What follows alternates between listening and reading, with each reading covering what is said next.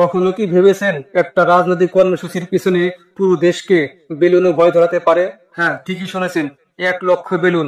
আওয়ামী লীগের এই পরিকল্পনা নিয়ে এখন পুলিশ, গোয়েন্দা, সরকার সবাই ব্যস্ত। কে উড়াবে, কোথায় উড়াবে, আর বেলুনের ভিতরে কি আছে, সবকিছু নিয়ে চলছে আতঙ্ক। আর এই কাহিনীটা শুরু হয়েছে একটা পুরনো প্রবাদ থেকে, তুমি হাঁটো ডালে ডালে, আমি হাঁটি পাতায় পাতায়। আসুন আজ এই প্রভাবটাই বুঝে নেই নতুন করে। সরকার বনাম আওয়ামী লীগ, পাতায় পাতায় আর শিরায় শিরায় খেলার এই বাস্তব কাহিনী। ছোটবেলা থেকেই আমরা একটা কথা শুনে আসছি, তুমি হাঁটো ডালে ডালে, আমি হাঁটি পাতায় পাতায়। কেউ আবার বলেন, তুমি হাঁটো পাতায় পাতায়, আমি হাঁটি শিরায় শিরায়। এই কথাগুলোর মানে আসলে রাজনীতিতেই সবচেয়ে বেশি মিলে যায়।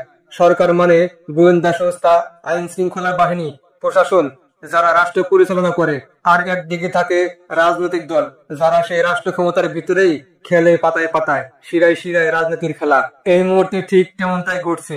ডক্টর ইউনূস সরকার এবং আওয়ামী লীগকে ঘিরে শোনা যাচ্ছে, সরকার চেয়েছিল আওয়ামী লীগকে এক ধরনের শিক্ষা দিতে, আবার আওয়ামী লীগে চেয়েছিল দেখিয়ে দিতে তাদের সংগঠন কখন কতটা শক্তিশালী। আর সেই হিসেবে তৈরি হচ্ছিল একটা বড় পরিকল্পনা আগামী 13 নভেম্বরকে ঘিরে। আওয়ামী লীগ হাঁটছিল ঢালে ঢালে, কিন্তু সরকার হাঁটছিল পাতায় পাতায়। দেখে মনে হচ্ছে এবার সরকার এক ধাপ এগিয়ে আছে। তবে 13 নভেম্বর এখনো আসেনি, সেদিন কি হবে সেটা সময় বলে দিবে। কিন্তু এখন যা ঘটছে তা বেশ চিন্তার বিষয়। 13 নভেম্বরকে কেন্দ্র করে যারা ফেসবুকে এই দিনটাকে পজিটিভ ভাবে নিচ্ছে, অর্থাৎ আমরা যাব, অংশ নেব, এমন কথা বলছে, তাদের অনেককেই এখন গ্রেপ্তার করা হচ্ছে। বাংলাদেশের ভিতর থেকে যারা এই কর্মসূচি বাস্তবায়ন করতে চাচ্ছিলেন, তাদেরকে অনেককে টার্গেট করে গ্রেপ্তার করেছে আইন শৃঙ্খলা বাহিনী। আর এখানেই এসেছে সবচেয়ে চাঞ্চল্যকর তথ্য। এই 13 নভেম্বরকে ঘিরে আওয়ামী লীগের পরিকল্পনা ছিল 1 লক্ষ বেলুন উড়ানো। এখন প্রশ্ন হলো, এই বেলুন গুলো কি কেমিক্যাল বেলুন, যা আকাশে উঠেই আগুন ধরবে বা বিস্ফোরণ ঘটাবে, নাকি এগুলো শুধুই প্রতীকী, আকাশ ভর্তি বেলুন ভরিয়ে দেওয়া হবে জয় বাংলা, জয় বঙ্গবন্ধু স্লোগান লিখে?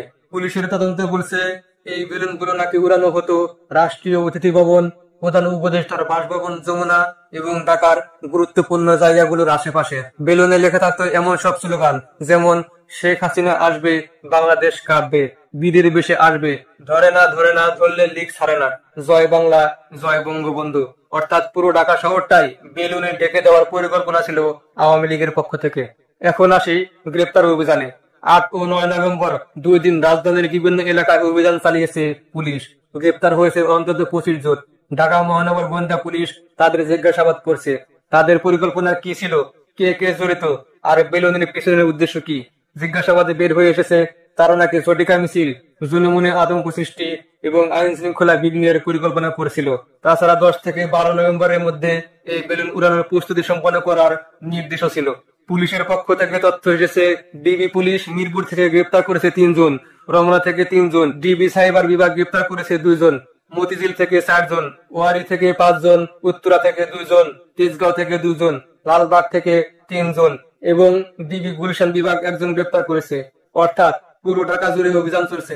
তাছাড়া ডিবি সূত্র বলছে, গ্রেপ্তারদের ফোন থেকে হোয়াটসঅ্যাপ, মেসেঞ্জার সহ বিভিন্ন অ্যাপে বেলুন উড়ানো সংক্রান্ত বার্তা, গ্রাফিক্স কার্ড, নির্দেশনা সবই মিলেছে। কোথা থেকে গ্যাস ও বেলুন সংগ্রহ করা হবে সেগুলোর লোকেশন, দিক নির্দেশনাও তারা শেয়ার করেছে একে অপরের সঙ্গে। এখান থেকে যা বোঝা যাচ্ছে, 13 নভেম্বরের এই পুরো পরিকল্পনা আওয়ামী লীগের রাজনীতিতে একটা বিরূপ প্রতিক্রিয়া ফেলতে পারে। 5 আগস্টের পর যাদের তেমন ভাবে গ্রেপ্তার করা হয়নি, তাদের মধ্যেও এখন আতঙ্ক ছড়িয়ে পড়েছে। কারণ এখন শুধু বক্তৃতা নয়, একটা ফেসবুক পোস্টে লাইক, কমেন্ট বা শেয়ার, এই ছোট কাজগুলো বিপদ ডেকে আনতে পারে। তাই সাবধান থাকুন। এই সময়টা খুবই সংবেদনশীল। রাজনীতি যেমন পাতায় পাতায় খেলা হয়, ঠিক তেমনি একটি ভুল পদক্ষেপেই আপনি হতে পারেন পরবর্তী টার্গেট। ভালো থাকুন। আসসালামু আলাইকুম।